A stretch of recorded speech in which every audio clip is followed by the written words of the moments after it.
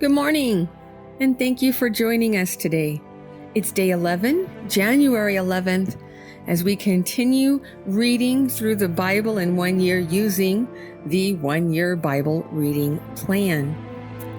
Today we will finish Genesis chapter 24, read all of Genesis 25, and the first part of Genesis 26 through verse 16.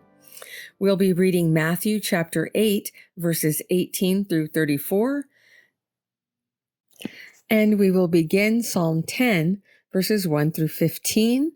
Continue in Proverbs chapter 3, verses 7 and 8. Let us begin. Genesis chapter 24, continuing from verse 52. And it came to pass, when Abraham's servant heard their words, that he worshipped the Lord, bowing himself to the earth. Then the servant brought out jewelry of silver, jewelry of gold, and clothing, and gave them to Rebekah. He also gave precious things to her brother and to her mother. And he and the men who were with him ate and drank and stayed all night. Then they arose in the morning, and he said, "Send me away to my master." But her brother and her mother said, "Let the young woman stay with us a few days, at least 10. After that she may go." And he said to them, "Do not hinder me, since the Lord has prospered my way, and send me away so that I may go to my master." So they said, "We will call the young woman and ask her personally." Then they called Rebekah and said to her, "Will you go with this man?" And she said, "I will go." So they sent away Rebekah, their sister, and her nurse, and Abraham's servant and his men. And they blessed Rebekah and said to her, "Our sister, may you become the mother of thousands, of 10,000s, and may your descendants possess the gates of those who hate them." Then Rebekah and her maids arose, and they rode on the camels and followed the man. So the servant took Rebekah and departed. Now Isaac came from the way of Beer-lahai-roi, for he dwelt in the south. And Isaac went out to meditate in the field in the evening, and he lifted his eyes and looked, and there the camels were coming. Then Rebekah lifted her eyes, and when she saw Isaac, she dismounted from her camel. For she had said to the servant, "Who is this man walking in the field to meet us?" The servant said, "It is my master." So she took a veil and covered herself. And the servant told Isaac all the things that he had done. Then Isaac brought her into his mother Sarah's tent, and he took Rebekah, and she became his wife, and he loved her. So Isaac was comforted after his mother's death. Abraham again took a wife, and her name was Keturah. And she bore him Zimran, Yokshan, Medan, Midian, Ishbach, and Shuah. Yokshan begot Sheba and Dedan. And the sons of Dedan were Ashurim, Letushim, and Leumim. And the sons of Midian were Ephah, Epher, Hanach, Abidah, and Eldaah. All these were the children of Keturah. And Abraham gave all that he had to Isaac. But Abraham gave gifts to the sons of the concubines, which Abraham had. And while he was still living, he sent them eastward from Isaac his son to the country of the east. This is the sum of the years of Abraham's life, which he lived, 175 years. Then Abraham breathed his last and died in a good old age, an old man and full of years, and was gathered to his people. And his sons, Isaac and Ishmael, buried him in the cave of Machpelah, which is before the Mamre, in the field of Ephron, the son of Zohar the Hittite, the field which Abraham purchased from the sons of Heth. There Abraham was buried, and Sarah his wife. And it came to pass, after the death of Abraham, that God blessed his son Isaac, and Isaac dwelt in Be'er Lahai Roi. Now this is the genealogy of Ishmael, Abraham's son, whom Hagar the Egyptian, Sarah's maidservant, bore to Abraham.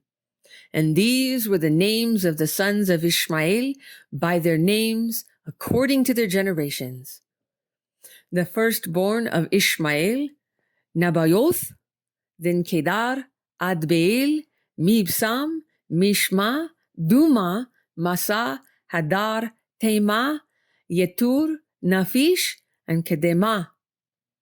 These were the sons of Ishmael, and these were their names, by their towns and their settlements, 12 princes, according to their nations. These were the years of the life of Ishmael, 137 years, and he breathed his last and died, and was gathered to his people. They dwelt from Havilah as far as Shur, which is east of Egypt, as you go toward Assyria. He died in the presence of all his brethren. This is the genealogy of Isaac, Abraham's son. Abraham begot Isaac. Isaac was 40 years old when he took Rebekah as wife, the daughter of Bethuel the Syrian of Padan Aram, the sister of Laban the Syrian. Now Isaac pleaded with the Lord for his wife, because she was barren. And the Lord granted his plea, and Rebekah his wife conceived. But the children struggled together within her. And she said, if all is well, why am I like this? So she went to inquire of the Lord. And the Lord said to her, 2 nations are in your womb. 2 peoples shall be separated from your body. 1 people shall be stronger than the other, and the older shall serve the younger. So when her days were fulfilled for her to give birth, indeed, there were twins in her womb. And the first came out red. He was like a hairy garment all over, so they called his name Esau. Afterward, his brother came out, and his hand took hold of Esau's heel. So his name was called Jacob. Isaac was 60 years old when she bore them. So the boys grew, and Esau was a skillful hunter, a man of the field. But Jacob was a mild man, dwelling in tents. And Isaac loved Esau because he ate of his game. But Rebekah loved Jacob. Now, Jacob cooked a stew, and Esau came in from the field, and he was weary. And Esau said to Jacob, please feed me with that same red stew, for I am weary. Therefore, his name was called Edom.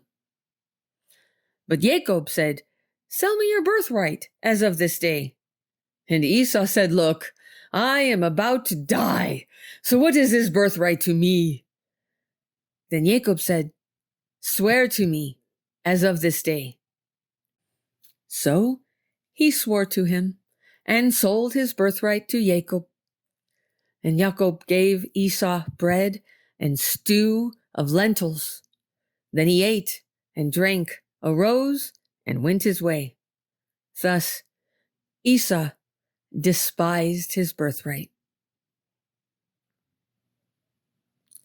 There was a famine in the land, besides the first famine that was in the days of Abraham. And Isaac went to Abimelech, king of the Philistines, in Gerar. Then the Lord appeared to him and said, do not go down to Egypt. Live in the land of which I shall tell you. Dwell in this land, and I will be with you and bless you. For to you and your descendants I give all these lands, and I will perform the oath which I swore to Abraham your father, and I will make your descendants multiply as the stars of heaven. I will give to your descendants all these lands, and in your seed all the nations of the earth shall be blessed, because Abraham obeyed my voice and kept my charge, my commandments, my statutes, and my laws. So Isaac dwelt in Gerar, and the men of the place asked about his wife, and he said, "She is my sister." For he was afraid to say, "She is my wife," because he thought, lest the men of the place kill me for Rebekah, because she is beautiful to behold. Now it came to pass, when he had been there a long time, that Abimelech, king of the Philistines, looked through a window and saw, and there was Isaac, showing endearment to Rebekah his wife. Then Abimelech called Isaac and said, "Quite obviously she is your wife, so how could you say she is my sister?" Isaac said to him, "Because," I said, "lest I die on account of her." And Abimelech said, "What is this you have done to us? One of the people might soon have lain with your wife, and you would have brought guilt on us." So Abimelech charged all his people, saying, "He who touches this man or his wife shall surely be put to death." Then Isaac sowed in that land and reaped in the same year 100-fold, and the Lord blessed him. The man began to prosper and continued prospering until he became very prosperous. For he had possessions of flocks and possessions of herds and a great number of servants. So the Philistines envied him. Now, the Philistines had stopped up all the wells which his father's servants had dug in the days of Abraham his father, and they had filled them with earth. And Abimelech said to Isaac, "Go away from us, for you are much mightier than we." Matthew chapter 8, continuing from verse 18. And when Jesus saw great multitudes about him, he gave a command to depart to the other side. Then a certain scribe came and said to him, "Teacher, I will follow you wherever you go." And Jesus said to him, "Foxes have holes and birds of the air have nests, but the Son of Man has nowhere to lay his head." Then another of his disciples said to him, "Lord, let me first go and bury my father." But Jesus said to him, "Follow me, and let the dead bury their own dead." Now, when he got into a boat, his disciples followed him. And suddenly a great tempest arose on the sea, so that the boat was covered with the waves. But he was asleep. Then his disciples came to him and awoke him, saying, "Lord, save us, we are perishing." But he said to them, "Why are you fearful, O you of little faith?" Then he arose and rebuked the winds and the sea, and there was a great calm. So the men marveled, saying, "Who can this be, that even the winds and the sea obey him?" When he had come to the other side, to the country of the Gergesenes, there met him 2 demon-possessed men coming out of the tombs, exceedingly fierce, so that no one could pass that way. And suddenly they cry out, "What have we to do with you, Jesus, Son of God? Have you come here to torment us before the time?" Now a good way off from them, there was a herd of many swine feeding. So the demons begged him, saying, "If you cast us out, permit us to go away into the herd of swine." And he said to them, "Go." So when they had come out, they went into the herd of swine, and suddenly the whole herd of swine ran violently down the steep place into the sea and perished in the water. Then those who kept them fled, and they went away into the city and told everything, including what had happened to the demon-possessed men. And behold, the whole city came out to meet Jesus. And when they saw him, they begged him to depart from their region. Psalm 10, starting in verse 1. Why do you stand afar off, O Lord? Why do you hide in times of trouble? The wicked, in his pride, persecutes the poor. Let them be caught in the plots which they have devised. For the wicked boasts of his heart's desire. He blesses the greedy and renounces the Lord. The wicked, in his proud countenance, does not seek God. God is in none of his thoughts. His ways are always prospering. Your judgments are far above, out of his sight. As for all his enemies, he sneers at them and has said in his heart, I shall not be moved. I shall never be in adversity. His mouth is full of cursing and deceit and oppression. Under his tongue is trouble and iniquity.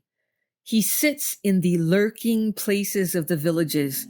In the secret places, he murders the innocent. His eyes are secretly fixed on the helpless. He lies in wait secretly as a lion in his den. He lies in wait to catch the poor. He catches the poor when he draws him into his net. So he crouches. He lies low, that the helpless may fall by his strength. He has said in his heart, God has forgotten. He hides his face. He will never see. Arise, O Lord. O God, lift up your hand. Do not forget the humble. Why do the wicked renounce God? He has said in his heart, you will not require an account, but you have seen. For you observe trouble and grief, to repay it by your hand. The helpless commits himself to you. You are the helper of the fatherless. Break the arm of the wicked and the evil man. Seek out his wickedness until you find none. Proverbs 3, verses 7 and 8. Do not be wise in your own eyes. Fear the Lord and depart from evil. It will be health to your flesh and strength to your bones.